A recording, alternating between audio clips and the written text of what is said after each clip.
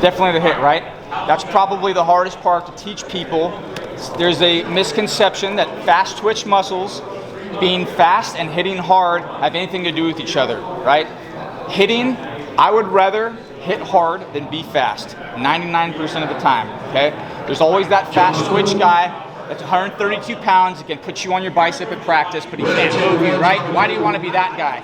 I want to be the dude who hits you so hard, you have no chance to contain my power. And here's a great example. If I can distribute 150 pounds of pressure with my hit, and you can only curl 100, who do you think's gonna win, right? So do you wanna be a fast guy or explosive? Being explosive is having the ability to distribute your power that you can produce against your opponent in a very short period of time, right? And I use this one a lot. If you take a 100-pound dumbbell, which I'm sure everybody in this aisle can curl fairly easily, right? Take that 100 pounds and drop it from 4 feet and try to catch it. Probably none of you will be able to catch it, right? We work the defensive side of the table and we work the offensive side of the table. I don't train the defensive side of the table because I don't ever want to get she does, because that's her training regimen, but me being an offensive arm wrestler, I don't want to catch anybody. My goal is to fucking kill you as fast as humanly possible.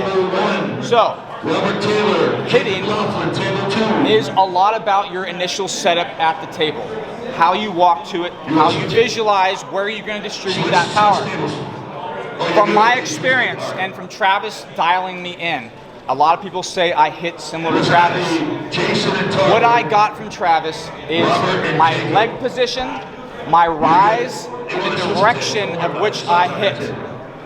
So here's my example. I'm sure you've all seen Travis, talk to Travis. He tells everybody the exact same thing. Nobody can do what he does, right? He's a one in a million. Nobody can arm wrestle like Travis. But what I did get from Travis is timing. My legs are in an athletic position whenever I'm at the table. What do I mean by athletic position? We've all played baseball, thrown football, tennis, it don't matter. You're in an athletic stance. One leg goes forward, the left leg goes back. Some guys will be underneath of it. If you want to learn how to hit, this is the most beneficial thing I'll ever tell you. Legs forward, flat-footed, okay? Arm is elevated, okay? And the reason why the arm is elevated is because when you hit as hard as I do, I don't want anything restricting my movement. So as the arm rises and I rise, I'm elevating my body. So on go, the direction I'm going, and I'm gonna use her for an example, if you wonder how you hit hard compared to being fast, okay? We've all been in the bar. We've all had that one douchebag who's fucking hammered and wants to fight, right? And you're either by yourself or you're with your lady and you have one shot. This guy's with 6 fucking dudes. You got one fucking hit to knock this dude's teeth out, right? So as you're thinking about that right now, your adrenaline's starting to pump because you're in that situation where you're like, I gotta fucking kill this guy. And I only got one shot. So I visualize that dude's right here in my ear. And he's just like you're like, oh man, I'm not getting out of this, and I can't fight, all right, at all. So if I hit you one time, it's lights out, or I'm running for dear life. Okay, if Andrew, but so I imagine that this guy, Michelle, sorry, that's the second time I've done that, is in my ear. So as I'm rising, you're visualizing that one punch. So as you rise, as you're gonna get ready, as you punch somebody, right? Because we all know how to swing. I rise, and it's everything you got in a short burst of time, this direction. That's why I put her right here. I didn't put her over here at the pad, I put her right behind my shoulder.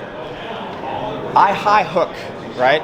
It is the most devastating move in arm wrestling if you want to learn how to hit the high hook. The reason being, I don't hit to the pad. I don't hit forward into the hook. I hit directly backwards. You go back over here for a second. And the reason why, I hit directly backwards is because as I'm going full elbow forward, as I'm hitting elbow forward, I am applying pressure directly through her bicep all the way to my corner of the mat, right? I'm not hitting sideways through her hand. I'm not hitting into her bicep.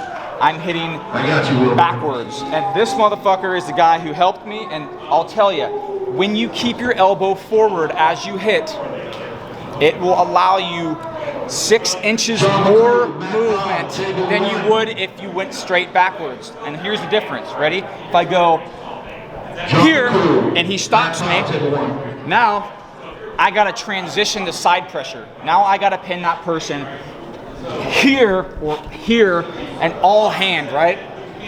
So when you hit with that elbow forward, right? Now I'm like, yeah, bitch, I got you. And I got all that left to kill that dude, right? So it's just really important to keep that elbow forward as you hit. And note to yourself too, you can't be in here at the gym all day and then go to the table and think you're gonna be happy with your elbow that far away. So whatever you decide to do, make sure whatever you're doing here, that's what you're doing when you're training. If you always do that, you don't have to train as much. A lot of us got to train their biceps, then we go to arm wrestling practice. This right here, whatever, because it's going to be different sometimes. You got to make sure that you can take it into the gym and still do that. So for me, all of my lifts are with my elbow that far away because I know that it's going to come in because I'm scared. In 20 minutes, you'll have a 15-minute break. Okay, does everybody know what the high hook is? Do we have an idea at least what the high hook is? It is the ability to do whatever the opposite of what your opponent is trying to do. Okay, come up here real quick. So, when I explain people what the high hook is, I tell you to turn your hand over and bend your wrist straight down, right? John Berzank high hooks better than anybody in the world, and that is why he's the greatest of all time. When John attacks your hand, all he's doing is he's finding your weakness. When you go this direction, right there, it's kind of scary because you're in between a hook and a top roll. The whole point of this move is to counter whatever your opponent's doing. If we're right here and my opponent tries to come outside and do a top roll, I have her blocked. If she tries to, I haven't moved my hand at this point. If she tries to come inside, I have her blocked. And my hand hasn't changed. As soon as you go that direction, it's you're feeling where their weakness is and following them as you're applying the pressure.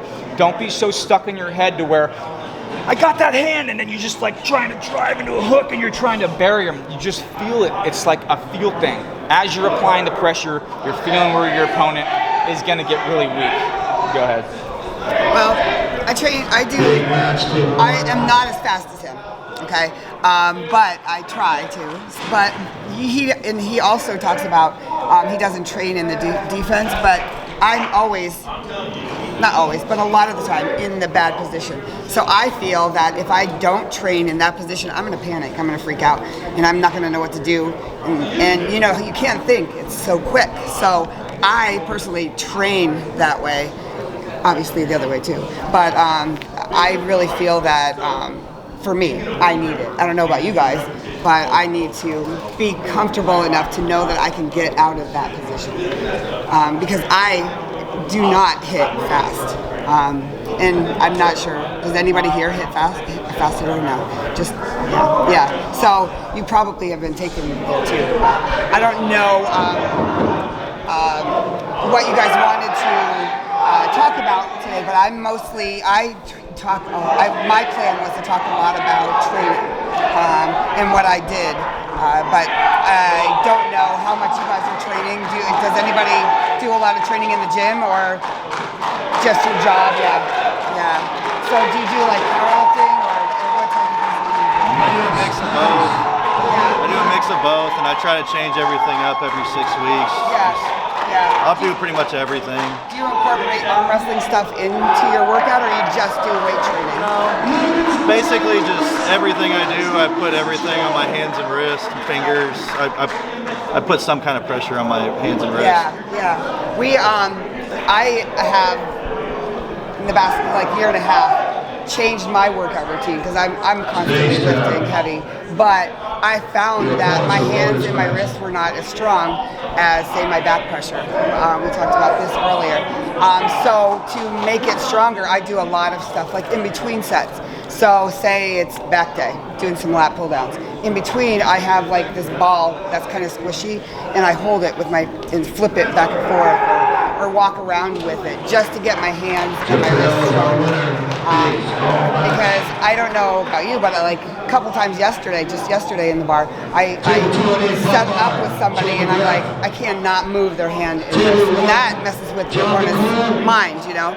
But then you go up against somebody else, and they're like, you can just feel that they haven't trained their hand and wrist, and it's like, yeah. I don't know if you are friends with me on Facebook or anything, but this girl at the bar on Friday night was ridiculous. Okay, she's screaming, like she was calling me out, right?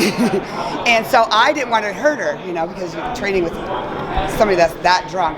So I just kind of let her take me down, and then she's like screaming, yeah. So my husband, I told my husband, I just want to get off the table. I'm afraid I'm going to hurt her. And he's like, no, you have to do this. She's calling you out. So I did it and just crushed her. And it felt like nothing. It did feel good. Trust me. She was in my face. She was like, yeah, it's crazy. Awesome. But anyhow, so I feel hand and wrist definitely are real important, along with everything else. But do you have any questions for me about training or? Also, is rehab healing? All the time. All of your. So your hands obviously is like, it's the same question from 90% of all arm wrestlers. How do I get my hands strong, right? We all lift a tremendous amount of weight in the gym, and we all think we have strong hands, but then we go up against that one dude where you're like, wow, my fucking hand is weak. It happens to all of us, right? So let's talk a little bit about your idea of back pressure. What is back pressure to you? Like, what direction is back pressure? Okay, hammer. So my idea of back pressure is the ability to hold on to something with your wrists slightly bent and lat drag. Okay, so all 5 or 6 of you, if we all went to the gym right now, you would all be racking the weight, and I'd be like, holy shit, that's a lot of weight, okay? Soon as we put on some rotating handles, now all of a sudden it's a little closer. Now all of a sudden, maybe I have the advantage over some of you because my hands are so strong. I can pull weight back easier than you can because my hands, right? So, whatever I do in the gym, it involved hands. And as Todd Hutchings says, you want to be strong in every other little area in arm wrestling. All those little weird muscles, the top of the forearm, the bottom of the forearm, working out your thumb, working out your supination, your pronation, your rise, the reverse hammer curl, all that shit is just as important because you may not feel like you're seeing any gains because they're so small. But when you get into a match where you have to apply pressure on your opponent's hand through those small muscles, that could be the difference between winning and losing. So, if you guys are like me, I like working out as much as I like training for arm wrestling. You guys are all big motherfuckers and like working out, right? And it's hard to dedicate so much time to getting your fucking hands strong because you're so, it's just like working out so much. And it sucks, it's painful, and the results are very slow, and we're given a lot of misinformation on what makes your hands strong. These grippers, I don't use, and the only time I would ever recommend using them is if you're using them with a bent elbow, with a bent wrist. Basically, just neutral to here, right? Some guys will do tons and tons of high reps. Travis taught me this as well. I like using these guys because I don't want to steal any of their shit. When I'm preparing for a tournament, I have a racquetball which simulates somebody's thumb that I keep on me all day long. And I carry that ball around in my thumb and I'm simulating that I'm gripping up with someone with a thick hand. And what that does is it conditions your hand to be able to go on an entire tournament and win round after round after round without losing your hand. Because in the middle of a match, we all lose our hand. Like, that's the first thing to go. You get into a war round 1 and you're like, oh shit, my fucking hand is done, right? That specific exercise will help you in the long-term endurance goals that you have in arm wrestling. So do you guys want to talk about any specific exercises for training? Or, I mean, who do you guys train with? Do you have a team? Do you go... He just got so comfortable. Oh, God. Why don't you just take over for me? Can you tell the guys what you're did to build your hand strength? I might have missed it because I had to step out. Did you cover that already? Not like real specifically, but I do a ton of pronation work because pronation. Go ahead. Okay, sorry. What do you rank pronation, supination, cupping? What do you rank them? So reverse hammer curls and pronation, I would go pronation 1, reverse hammers 2, supination 3, and cupping is somewhere up in the top with all those because I do tons and tons of but if we're talking about just rotational work, pronation is by far the best because when I'm up here real quick, when I'm in that high hook, right? Once let go of my hand real quick. Once I'm in that position, there is no more of this, right? When I high hook, it's a wrist crunch, it's pronation, or it's reverse hammer. There is no more supination once I'm in that position. Yes. Let's talk about that real quick. What's that? So I don't like to tell people that they're doing is wrong. Everybody has their own thing, but I don't arm wrestle like this. And I don't know too many people that do arm wrestle like this. If you look at where the pressure goes on your hand with this exercise, the pressure is coming through the fingertips. So East Coast guys train with their fingers flat. West Coast guys train with their hand more of a cupping position. I don't know why that is. A lot of guys train that with a piece of wood where they want to get this really, really strong. The pressure on my hand comes through the very end of my fingers. When I'm working out with any type of a gripper, I create a gap, which is my idea of what cupping is. I don't know if that's correct, but I create a gap in between every gripper. So when I'm working that area, I'm simulating that there being a gap there. So all the pressure comes from my fingertips, not through the top of my hand. Same thing when you're doing any type of fat grip work or whatever it is. I never have that thing sitting there because I don't care about the pressure coming through the center of my knuckles. I want all that pressure. I arm wrestle like that. I don't arm wrestle like that. I don't arm wrestle like that. So I just think whatever hand exercise you're gonna do, just as best as you can, make it seem like you're actually at the table arm wrestling your opponent. Because as far as gains are concerned, the most gains I've ever seen are from doing tons of pronation work, which I pronate off my thumb. And it's funny, did you guys see that video we just posted about the PR? Everybody's putting a strap over their hand. I was so weak at that, which is weird because I have so much pronation, but I have such a weak, I don't know what it is. I think there's two different types of pronation. So, and I think Ingan Terzi said this once, it could have been somebody else, but when your hand is up, right? When the wrist is up, it can be turned very easily, right? So, like Justin Bishop, I beat Justin Bishop because I'm attacking his rotation. I'm attacking this before I attack the hand. So, what the pronation that I train comes from the bottom of the wrist. I want, if you practice with me today, you come up to the table, I'm a top roller, and right here is the strongest part of my body. And it looks like we're in a hook. I can apply more pressure from right here than anywhere else on the table. Because what I want is I'm creating my cup, and I'm driving with my pronation, which I think is pronation, through my wrist, through my opponent's lower fingers. I'm not doing this. I'm pivoting with my bone through her bottom fingers. So when I do any type of strap workouts, I put a knot because otherwise it'll slide down. I'll take a foam ball because I want everything to feel like I'm arm wrestling. So I'll take a foam ball and I'll put it in my hand, put a knot here, and the weight comes directly off the ground with the dumbbell. So come up here, grip it with my hand. And I'm pretending like somebody's turning me into a hook. So the pressure would be her trying to turn me in, right? So grab that strap. So she could apply pressure through that part of my hand a little bit. So I now gotta fight through that strap. So when you're doing it with you can do dumbbells, you can do plates, it doesn't really matter. But just make sure that strap is coming across your bone. And I start flat, like I just showed you, the strongest part of my arm is when I'm turned in. That's probably because when I train my pronation, I come all the way down and I rotate all the way through the motion. Because I don't care about top rolling here. Have you guys done any like heavy hammer curls with dumbbells? What's the first thing that fails? Your hand, right? It goes straight down. So, I think my max is around 100 pounds or so, like 90 to 100 pounds before my wrist fails.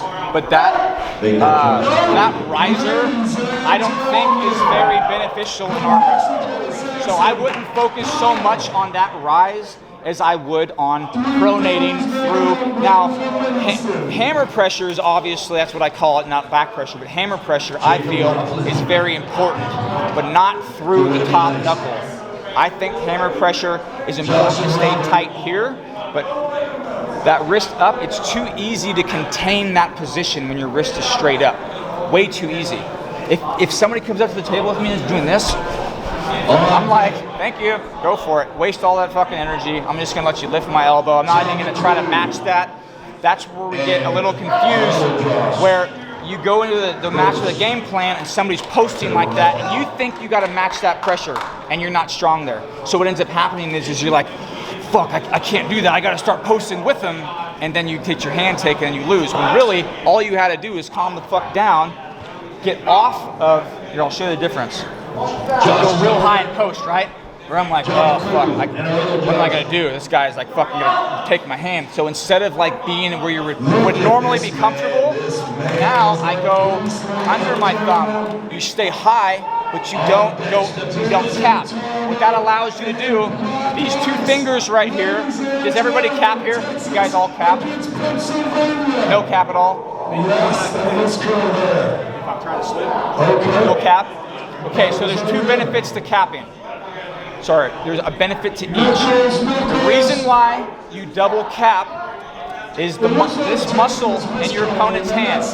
When your thumb is down, these two fingers apply so much pressure through the top of their thumb, it paralyzes them. Okay? It allows your opponent to not get a grip. It makes it very difficult to control, right? But in the situation we were just talking about where she was posting really high, now I want to control the back of her hand as much as possible. And what I can do with that is I can now re-grip under my thumb and come around the hand. And now keep in mind, I'm still top rolling, but now I'm around the hand. Now I'm controlling, with these two fingers, I'm controlling the back of her hand instead of the thumb. Here I'm controlling the thumb, here I'm controlling the hand. So it's like using Justin Bishop as an example, high posting pressure, just go back with me a little bit. So my pressure is a cup, and then I top roll, right? It's all just a matter of feeling out where your opponent, what he's doing, let them waste all their energy getting into a really fucked up position, and then counter what they're doing, and you'll be a way more successful wrestler. I mean, I do a lot of, I do my cupping every day. I feel it a lot in my fingers. I feel like that's a weak spot for me. So I do that every day, especially when I'm getting ready for something. I use my grippers every day, really light. I flip them, I do my pinkies. I just feel like, I agree with Luke when he says these two fingers are really important. A lot of people neglect them. But I use my grippers for that, and I do this type of thing and flip it around. I do, like I said, with my ball that I toss back and forth. But I don't know. Do you guys have any questions or comments or anything? Do you guys have goals to be at like a higher level? Like, do you guys want to like move up? Is that, do you guys love arm wrestling? Is it like a passion of yours? Yeah, you want to move up? What do you think? Do you think it's like a physical attribute that you lack to move on to the next level? Do you think it's genetics, or do you think it's your mind? Table sports, I think, is my biggest problem at the moment. There's not enough time. Right. How long have you been going? 6 years.